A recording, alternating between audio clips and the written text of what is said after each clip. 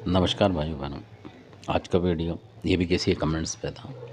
तो ये है नौगजा पीर के बारे में।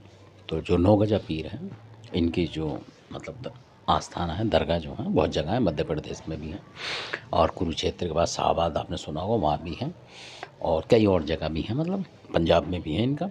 और पंजाब से चल के आए थे ये। और उससे पहले ईरान वगैरह जो है, उस तरफ बगदाद वगैरह जो है, ईरान जो है, वहाँ से आए थे ये लोग सारे के सारे, कहीं कहीं से आए, कोई इराक से, कोई कहीं से। और मतलब लोगों को अपना मतलब प्यार का संदेश दिया इन्होंने।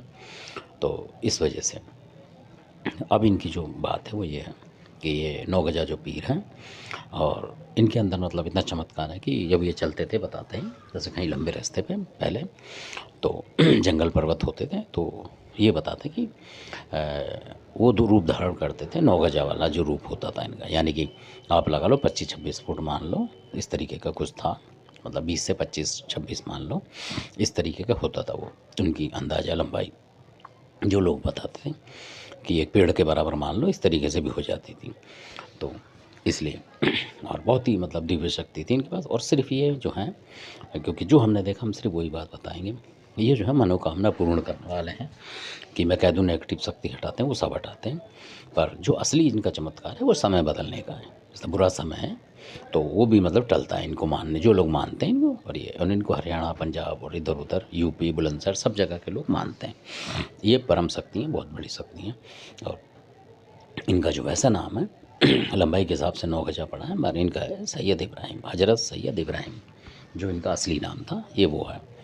और ये भी मतलब लोगों की मनोकामना करने में, पूर्ण करने में काम आते हैं। असल बात ये, आप जो आजकल के भक्त हैं अब उनकी बताता हूँ मैं।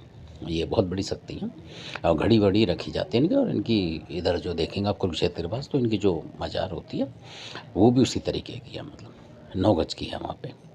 तो इसलिए क्योंकि किसी भी रूप को धारण करते थे अधिकतर ये, तो 9 गज रूप में चलते तो लोग 9 गज ही बोलते थे इनको, लंबाई के हिसाब से। यानी 25-26 फुट मान लो, 27 फुट, इस तरीके की इनकी लंबाई थी।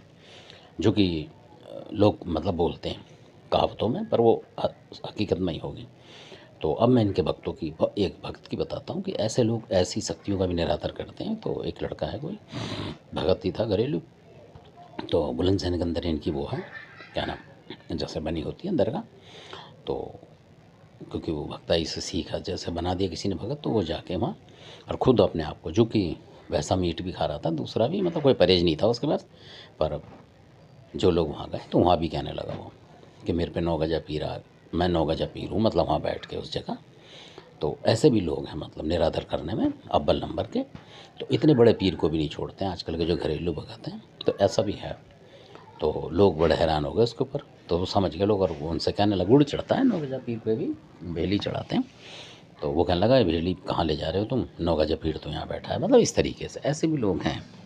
तो क्योंकि पढ़ाई लिखाई हुई नहीं उनकी ज़्यादा, और आदर करना वो जानते नहीं किसी का, भाई घर वालों को ही नहीं जानते, तो पीर सैयद का क्या करेंगे। तो ये बीच में टॉपिक आया था, वो मैंने आपको बताया, ये सत्य घटना है। ये भी जो इस लड़के की बता रहा हूँ, ये भी ऐसे ऐसे लोग हैं आजकल जो देसी भक्तावल में हैं, वो ऐसे हैं। तो धन्य, इसलिए इनके पास पीरों की और इन सब की शक्ति जो आ नहीं पाती है। तो धन्यवाद, आपने वीडियो देखा, अच्छा लगे सब्सक्राइब शेयर लाइक करा, धन्यवाद।